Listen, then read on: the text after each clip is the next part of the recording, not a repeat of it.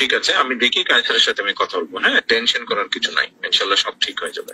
মানে ও লাগতেছে যে আপনার মতো লোকের সাথে আমার মতো সাধারণ লোক কথা বলতে পারছি, এতেই ধন্য। আসলাম, আপনি কি পাঠানের ভাই? জি জি, আমি রাইকুল পাঠানের ছোট ভাই। আচ্ছা, ছোট ভাই। আচ্ছা আচ্ছা, কি করেন আপনি? আমি যে ওর সাথে রাজনীতি করতাম, আমি 1 নং মেদিনীপুর ইউনিয়ন স্বেচ্ছাসেবক দল যুগ্ম আহ্বায়ক। আচ্ছা আচ্ছা, তো পাঠানের সাথে কি এর মধ্যে দেখা হয়েছে, কথা হয়েছে?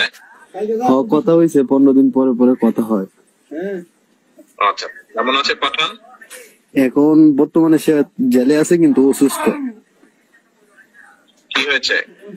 যে সে মানসিক ভাবে দুর্বল, আর মানে ও তো রিমান্ডে গেছিল, রিমান্ড থেকে আসার পর থেকে তার শরীর দুর্বল। তারপরে আমরা এনে ওষুধ দিতে গেছিলাম, ওষুধ দেওয়ার জন্য দেয়নি, আর ওরে হাইকোর্ট পর্যন্ত নিষিদ্ধ করা হয়েছে। তারপরে যে আমাদের সুলেমান হাসান রুবেল ভাই মামলাটা দেখতেছে, মানে অনেক চেষ্টা করতেছে, করার পরে যে কাইসার কামাল ব্যারিস্টার উনিও করতেছে। কিন্তু আপনি যদি একটু ভাইজান বললে দিতেন যে কাইসার কামাল রে, তাহলে মনে হয় হয়ে যেত।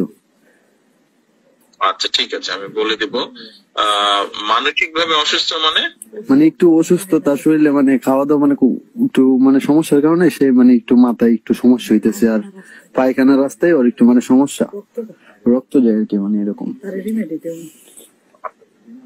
আচ্ছা ঠিক আছে, আমরা দেখবো কি করা যায়। তবে এই সময় পরিবারের সবাইকে শক্ত থাকতে হবে, ঠিক আছে? জি জি, আমরা এইভাবে ঠিক আছে, কিন্তু মানে ওর মামলাটার পর থেকে যে আমাদের ঘরে মানে আওয়ামী লীগ মানে ছাত্রলীগের পক্ষ থেকে মানে আমাদের ঘরে ভাঙচুর করা হয়েছে, মানে অনেক কিছু ভাইজান, আমাদের মানে ফ্যামিলি এলোমেলো হয়ে গেছে আর কি।